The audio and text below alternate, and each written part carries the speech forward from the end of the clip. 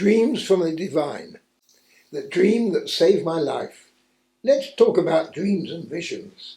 We all have dreams when we sleep, but not many of us remember them.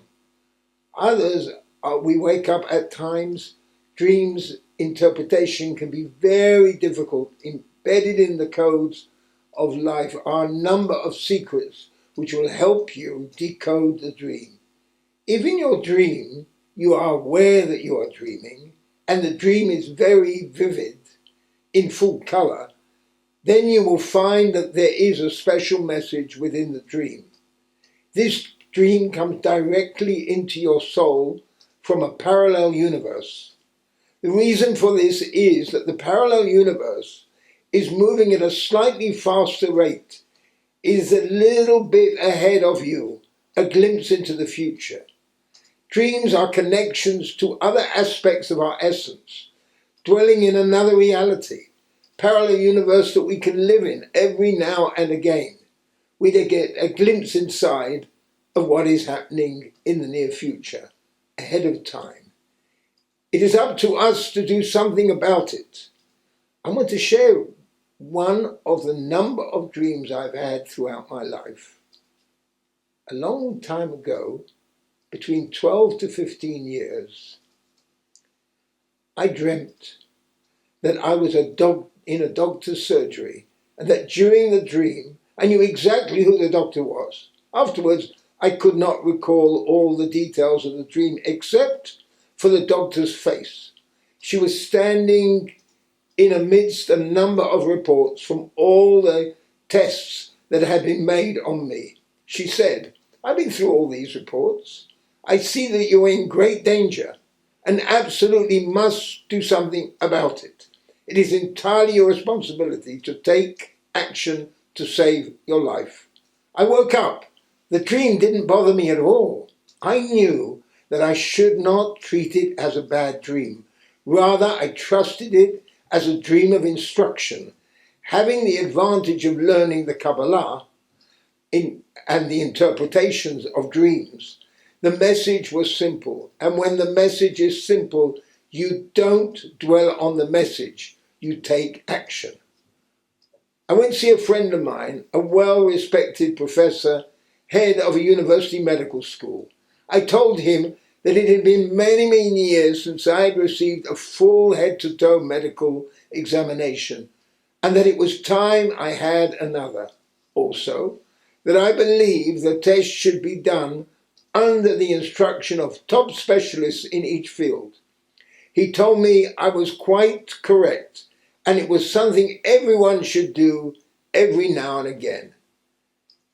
He created a schedule of visits and tests for me, one after the other. Initially, everything seemed to be fine.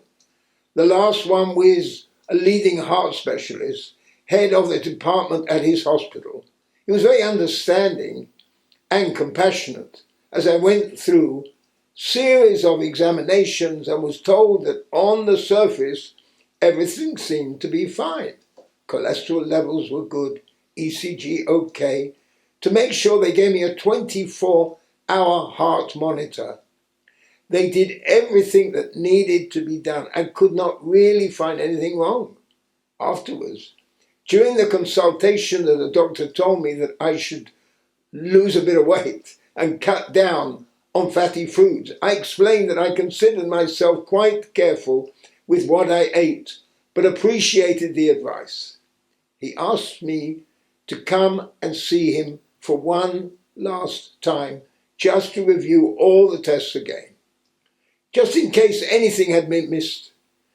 I'd already had 6 or 7 ECGs under different circumstances. They all looked good. When I arrived for the appointment, his assistant did an ECG and blood pressure test as a matter of routine. As I walked into the office, I saw the results in front of the doctor. I noticed that the graph had big black lines going up and down. He told me, "I found out what is wrong with you. Just take a look at this. You have extreme atrial fibrillation. This is very dangerous and you need to take immediate action to survive. I'm going to give you warfarin. You may have heard of it. It's Coumadin. It thins the blood and will help you to avoid sudden heart attack or stroke. This could be resulting from a blood clot. You will need to take it every day. Have one and start now. He also gave me a spray that would dilate my blood vessels, and he told me to spray it under my tongue if it ever felt something wrong. I told him that I did not feel anything wrong. He said, that may be the case now, but you are in danger. I asked him, how come none of these tests showed up anything was wrong with me? Why now? He said, it is something unusual. However, you have unstable fibrillation and arterial problems. As it is unstable, you never know when it's going to be there.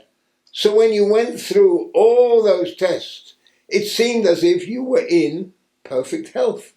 But it is fortunate that you have the situation now. It was only then that I told him about my dream.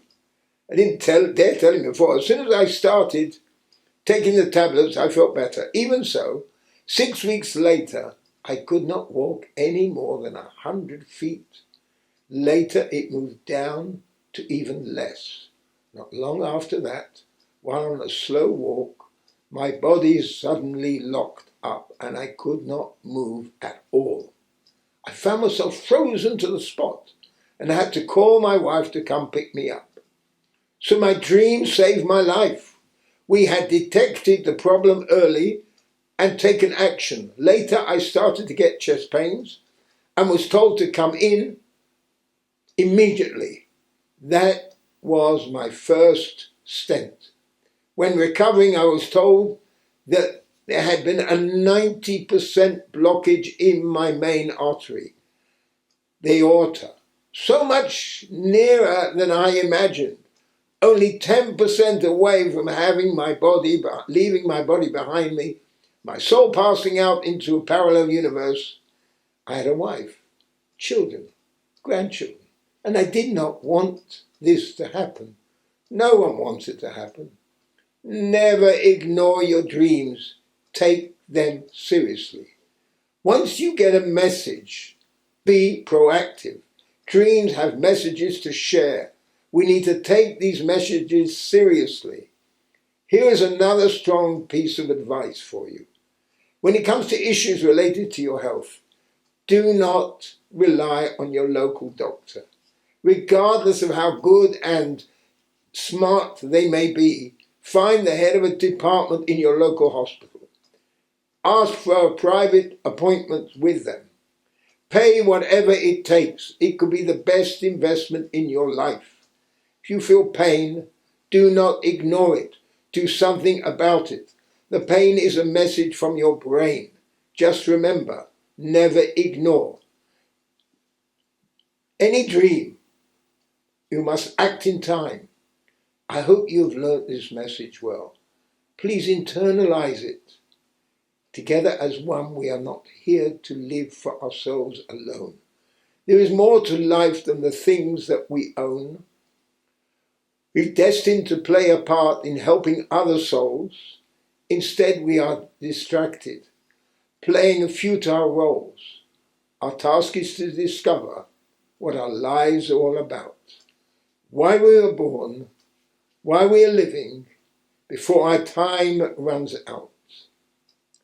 Keep listening for the messages that stream into your mind, waiting for a call to action.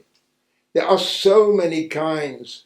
Expect the unexpected from sources undefined. Impossible is always possible. You must bear that in mind. Proceed with certainty and you step into the unknown. Find your unique purpose in life, reserved for you alone.